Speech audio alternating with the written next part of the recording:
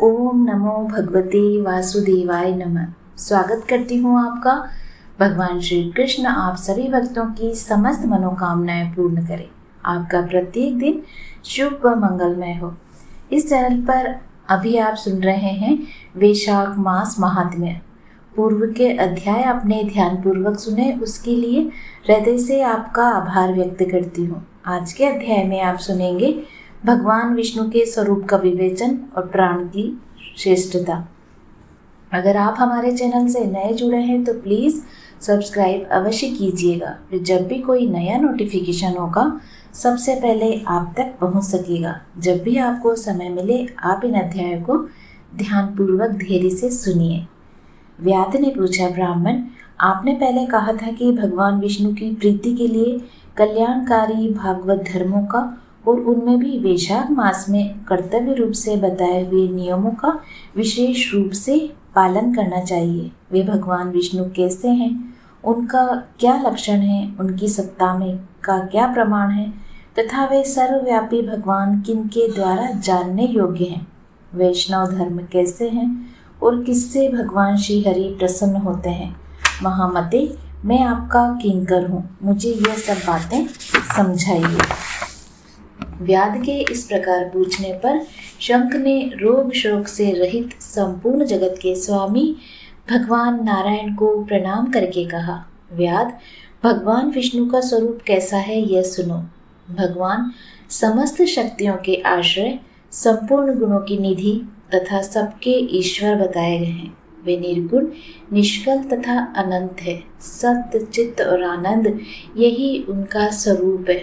यह तो अखिल चराचर जगत है, अपने अधीश्वर और आश्रय के साथ नियत रूप से जिसके वश में है स्थित है, जिससे इसकी उत्पत्ति, पालन, संहार, पुनरावृत्ति तथा नियमन आदि होते हैं।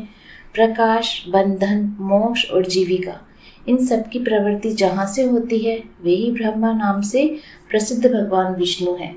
वे ही विद्वानों के सम्मान्य सर्वव्यापी परमेश्वर हैं। ज्ञानी पुरुषों ने उनको ही साक्षात परम ब्रह्म कहा है। वेद, शास्त्र, स्मृति, पुराण, इतिहास, पांचरात्र और महाभारत सब विष्णु स्वरूप है, विष्णु के ही प्रतिपादक है। इन्हीं के द्वारा महाविष्णु जानने योग्य है। वेद वेद्य सनातन देव भगवान नारायण को कोई इंद्रियों से, कोई अनुमान से, कोई तर्क से नहीं जान सकता। उन्हीं के दिव्य जन्म, कर्म तथा गुणों को अपनी बुद्धि के अनुसार जानकर उनके अधीन रहने वाले जीव समूह सदा मुक्त होते हैं। यह संपूर्ण जगत प्राण से उत्पन्न हुआ है और प्राण स्वरूप है। प्राण रूपी सूत्र में पिरोया हुआ है तथा प्राण से ही चेष्टा करता है। सबका आधारभूत यह सूत्रात्मा प्राण ही विष्णु है, ऐसा विद्वान पुरुष कहते हैं। फिर व्याध ने पूछा, है ब्राह्मण, जीवों में यह सूत्रात्मा प्राण सबसे श्रेष्ठ किस प्रकार है। शंख ने कहा, व्याध, पूर्व काल में सनातन देव भगवान नारायण ने ब्रह्मा आदि देवताओं की सृष्टि करके कहा, देवताओं, मैं तुम्हारे सम्राट के पद पर ब्रह्मा जी की स्थापना करता हूँ। यही तुम सबके स्वामी हो। अब तुम लोगों में से जो सबसे अधिक शक्तिशाली हो उसे तुम स्वयं ही युवराज के पद पर प्रतिष्ठित करो। भगवान के इस प्रकार कहने पर इंद्र आदि सब देवता आपस में विवाद करते हुए कहने लगे, मैं युवराज होऊंगा, मैं होऊंगा। किसी ने सूर्यदेव को श्रेष्ठ बताया, किसी ने इंद्र को, किन्हीं की दृष्टि में कामदेव ही सबसे श्रेष्ठ है। कुछ लोग मौन ही खड़े रहे। आपस में कोई निर्णय होता न देखकर वे भगवान नारायण के पास जाकर पूछने लगे। तब नारायण ने उनके पूछने पर प्रणाम करके हाथ जोड़कर बोले हुए से कहा, हे महाविष्णु, हम सब ने अच्छी तरह विचार कर लिया, किंतु हम सब में श्रेष्ठ कौन है यह अभी तक किसी प्रकार निश्चय न कर सके। अब आप ही निर्णय कीजिए। तब भगवान विष्णु हंसते हुए कहा, इस विराट ब्रह्मांड रूपी शरीर से जिसके निकल जाने पर ये गिर जाएगा और जिसके प्रवेश करने पर पुनः उठकर खड़ा हो जाएगा, वही देवता सबसे श्रेष्ठ है। भगवान के ऐसा कहने पर सब देवताओं ने कहा, अच्छा ऐसा ही हो। तब सबसे पहले देवेश्वर जयंत विराट शरीर के पैर से बाहर निकला। उसके निकलने से उस शरीर को लोग पंगु कहने लगे, परंतु शरीर गिर न सका। यद्यपि वह चल नहीं पाता था तो भी सुनता, पीता, बोलता, सूंघता और देखता हुआ पूर्ववत स्थिर रहा। तत्पश्चात गुह्य देश से दक्ष प्रजापति निकलकर अलग हो गए। तब लोगों ने उसे नपुंसक कहा, किंतु उस समय भी वह शरीर से गिर न सका। उसके बाद विराट शरीर के हाथ से सब देवताओं के राजा इंद्र बाहर निकले। उस समय भी शरीर पात नहीं हुआ। विराट पुरुष को सब लोग हस्तहीन, लूला कहने लगे। इसी प्रकार नेत्रों से सूर्य निकले। तब लोगों ने उसे अंधा और काना कहा। उस समय भी शरीर का पतन नहीं हुआ। तदंतर नासिका से अश्विनी कुमार निकले, किंतु शरीर नहीं गिरा। केवल इतना ही कहा जाने लगा कि सूंघ नहीं सकता। कान से अधिष्ठात्र देवियां निकली, देवियां दिशाएं निकली। उस समय लोग उसे बधिर कहने लगे, परंतु उसकी मृत्यु नहीं हुई।